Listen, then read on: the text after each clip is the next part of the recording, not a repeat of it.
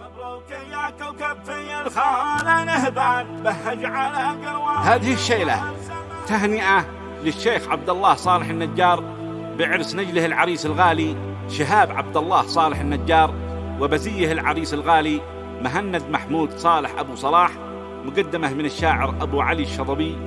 فألف ألف مبروك ودام الله السرور. أداء شبل خالان. مبروك يا كوكب في الخالة نهبان بهج على قروة ونور سماها، وسمعته عمت على خير الأوطان. يا ابو شهاب انت القر وضياها.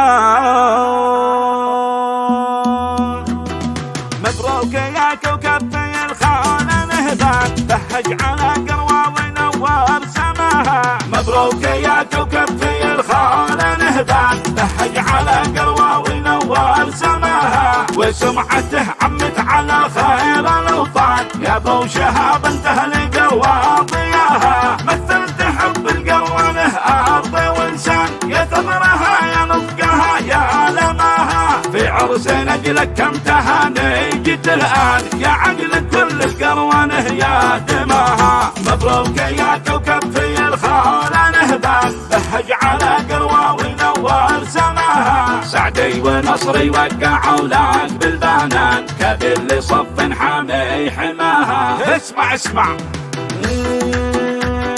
مع شيوخ جنبك الحمران الأعيان، يا رعدها يا برقها يا سناها. يهنا شهب عقده على قمري البان، ومن حسد يجعل لعينه عماها. مبروك يا كوكب في الخالة نهبان بهج على قروة ونور سماها. لها لمن هو يصنع الجوم للهان، طيب النخيل تمر علينا جناها. كونوا للصلح الشان حميان وعوان، ومجد قروة جددوا في بناها. يا ابو شهاب المرجله وقتها حال، ويد من جامل قصر الله مداها. الجيد يعمل له من الصدق عنوان، والكل يتجازى بما قد نواها. والله يبارك والله يبارك لك عريسك والاخوان، ويجعل اعمالك تحقق مناها. مبروك يا كوكب في الخالة نهبان بهج على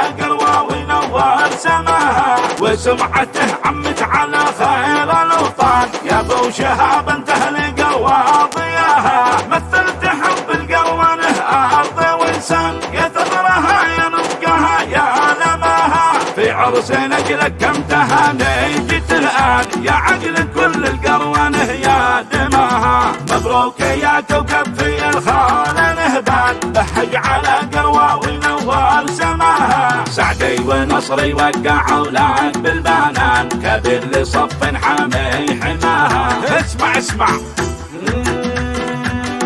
مع شيوخ جنبك الحمران الأعيان، يا رعدها يا برقها يا سناها. يهنا شهب عقده على قمري البان، ومن حسد يجعل لعينه عماها. مبروك يا كوكب في الخالة نهبان بهج على قروة ونور سماها. لها لمن هو يصنع الجوم للهان، طيب النخيل تمر علينا جناها. كونوا للصلح الشان حميان وعوان، ومجد قروة جددوا في بناها. يا ابو شهاب المرجله وقتها حال، ويد من جامل قصر الله مداها. الجيد يعمل له من الصدق عنوان، والكل يتجازى بما قد نواها. والله يبارك والله يبارك لك عريسك والاخوان، ويجعل اعمالك تحقق مناها. ويجعل اعمالك تحقق مناها.